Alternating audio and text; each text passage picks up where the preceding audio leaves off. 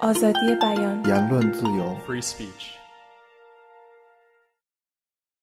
Now, there's a very interesting distinction you made between what you've just talked about, which you call internal pluralism. That is to say, you have a range of views represented within, say, the BBC or the public service broadcaster or whatever the platform is, or external pluralism, where the range of political views is represented by different media. I mean, you mentioned newspapers in Scandinavia, where the newspapers are closely connected to political parties. Do you think that model is one that can be translated into the age of the internet, or does it actually lead down the path of fragmentation? I would say that plurality of voices and fragmentation get together.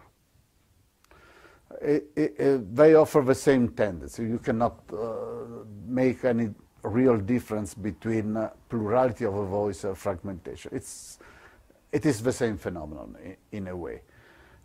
What is the risk of plurality of voices?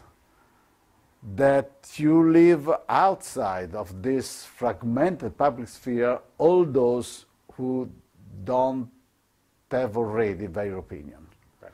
Those who are not interested in the debate which is going on in this fragmented, in this plural public sphere, they are left at the border, at the margin of this public sphere, and this is very, and is not good for an informed citizen, of course. But let me just push you on that, because one could say, well, look, 100 years ago, the left-wing party had its newspaper, the right-wing party had its newspaper, the liberals had their party, and if you started a new movement, the entry costs were very high because you had to be able to print and sell a newspaper. Now, as we know, the entry costs are much lower. So actually you could argue that for a small new political movement, the libertarian like the Manifesto Club in this country, or the Greens, or the Peace Movement, or whatever it might be, or the anti-ACTA movement in Europe at the moment, the entry costs are actually very low. They get their voice on the internet. Yeah, of course, you're completely right. Think of the case of Pirates Party. Born in Sweden, becoming an international Pirates Party, winning seats in the Berlin City Council and so on. But think also, I want to give a couple of examples of Italy.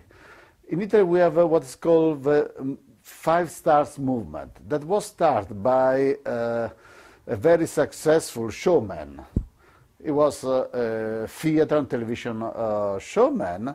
Little by little he started his own blog, and it was very good, very successful blog.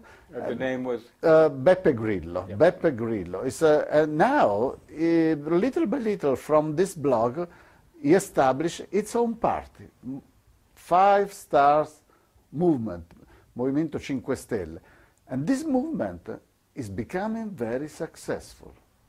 Very successful. I just saw last week survey research on the possible election output, and it gets 5% of the national vote, which is a lot.